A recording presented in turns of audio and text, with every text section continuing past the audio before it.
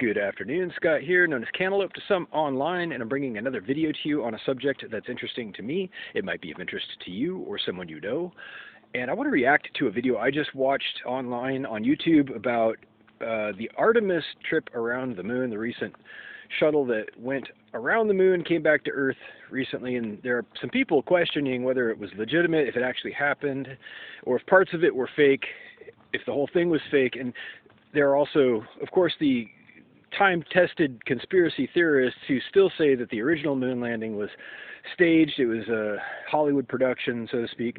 And I can't speak definitively either way, but I can share some insight that I have as to logic that supports the idea that it was actually not faked. And hear me out. I have some personal experience. I just want to share a few points of logic that might clear things up, especially if people are still concerned or confused about whether the Earth is round versus flat, or if space even exists, if the moon exists, if you can even go there. So first of all, in this video, and you can take the time to watch it or not, it's not necessary, but it's there if you want. There are questions raised from other videos, other snippets that seem to create a shadow of doubt. That there's some things taken out of context, some comments by people who aren't necessarily qualified, they aren't really named, and like I said, the comments themselves are taken out of context for the purpose of casting a shadow of doubt. So I want to start by saying it's always easy to cast doubt. It's easy as pie to be skeptical, and you should definitely approach things like this and observation in general with a healthy skepticism. But that doesn't mean that everything's fake, obviously. Some things are not fake, some things are quite real and measurable, and I believe this is one of those things. Here's why. First of all, have you been up in a jumbo jet? If you don't fly a lot, especially if you haven't flown at dusk or dawn, when you can actually see space from the plane and the curvature of the Earth. If it's a big enough plane, they usually cruise at an altitude above 30,000 feet, and it's just high enough where you can actually make out the curvature of the Earth. The horizon kind of goes much farther out than you can see from sea level or from ground level, which is pretty clear that the Earth is curving at that point. It's visibly obvious, and I've seen this myself. I can speak to my own eyewitness testimony. You can see the sky starts to get darker the higher in altitude you go, because the atmosphere is thinner between you and outer space, right? So it makes sense that it would get darker and darker. There's less air to have to look through. And you can even see stars if you fly high enough.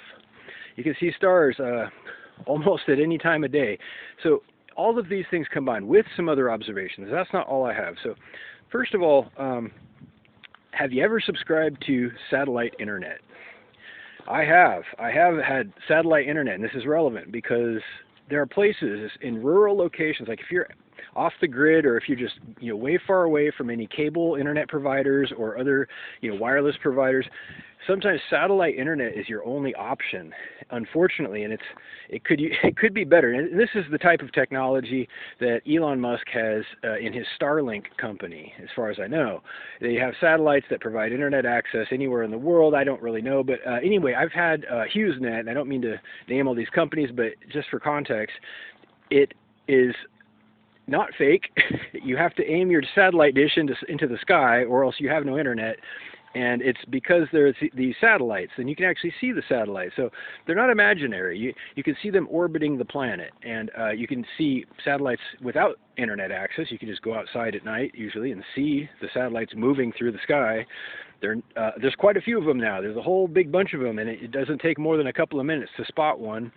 And so they're orbiting. You can see them orbiting, and like I said, you can see the curvature of the Earth. Anyway, long story short, the footage that I personally looked at from the Artemis journey or whatever I see that first of all, there's no reason for them to lie about it that I'm aware of. I mean, I think that they had a reason to go there, but to create this big confabulation, it seems like it would be more risky than beneficial, unless it was real. So I looked at the footage, and yes, technology these days, as far as generative graphics capabilities and AI stuff, is photorealistic. You can create absolutely convincing pictures of people and any kind of scenery that you want, but that doesn't mean that every picture is fake. There are real photos, obviously. You can take a picture yourself with your own camera.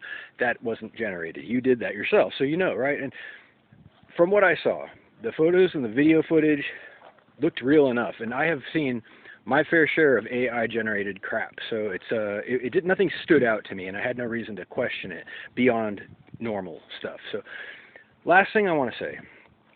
Some of these points of skepticism that were mentioned in the gentleman's video linked below are based on interpretations of the Bible, and these are called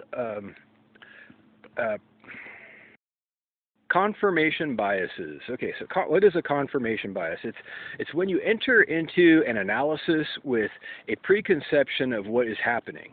You bring in foregone conclusions. You bring in an expectation of how it's going to turn out and what you really want to happen, because it confirm is the word here, confirmation bias, what you already think you know. It's easier, it's more comfortable, and in many cases, some contradictory news would be wildly uncomfortable and unwelcome, because it represents change, and it represents the fact that you were wrong about something, and everything you said in connection with that would also have to be redacted somehow. So confirmation bias has a lot of reasons, but it has no place in science. It has no place in actual observation or analysis, because it taints your results towards something that isn't necessarily true.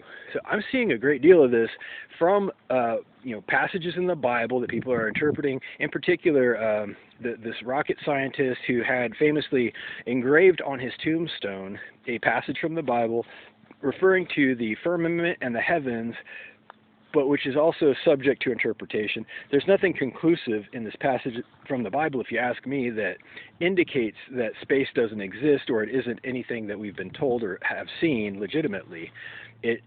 He could very easily have just been referencing how the beauty of God's handiwork on the firmament and the celestial, I don't remember the exact passage word for word, but it's something about the beauty and God's glory is shown in the celestial heavens.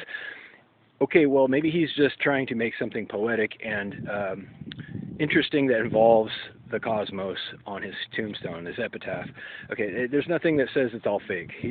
But they're using this. My point is that they're using this as a reference to support the idea that it was faked somehow. So I am of the opinion that unless you have a motive and an opportunity for somebody to lie to you about something, that is a reason that they would benefit from it somehow, and a realistic way for them to do it without risking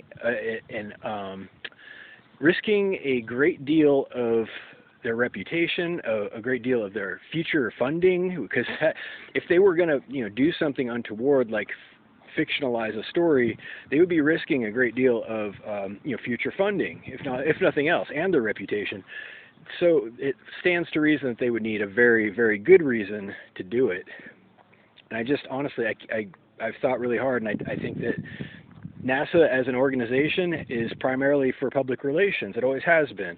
And that's not a good enough reason to risk the entire government's reputation, which is already in questionable standing, if you ask me. So NASA, again, was born in the space race. If you know the history of the agency, it was born primarily to obtain and retain the support of the general public, in contrast with other countries who were also engaged in the same kind of activity when space technology and rockets were being developed very quickly, and the U.S. didn't want to fall behind, so they formed NASA to develop this technology with tax money, with public money, so that they could keep the public at least interested in what's going on. It's kind of like the sugar for the pill. The pill is your taxation. The pill is Big Brother's hand on your shoulder at all times. So they give you the sugar in the form of what they believe that you're interested in, based on novels that were coming out at the time and other countries who were also doing similar programs. So NASA isn't really. My point here is that NASA isn't a super vital service by the government. It's not something that would make or break the government itself if it were to go away. And however, if they did something like faked another moon launch, that could have very far-reaching consequences, not just for NASA, but for the entire government, if it were found out to be bogus. So, like I was saying, my conclusion here is that it's real because it wouldn't make sense to fake it. There's way more to lose by faking it than there is to gain by trying and failing or trying and succeeding. You know, it wouldn't make any sense to fake it. So I don't know. Final thing I'll say. I'm over 10 minutes, but I like to give people the benefit of the doubt. I don't assume that somebody's lying to me unless, like I said, there's a reason to think so.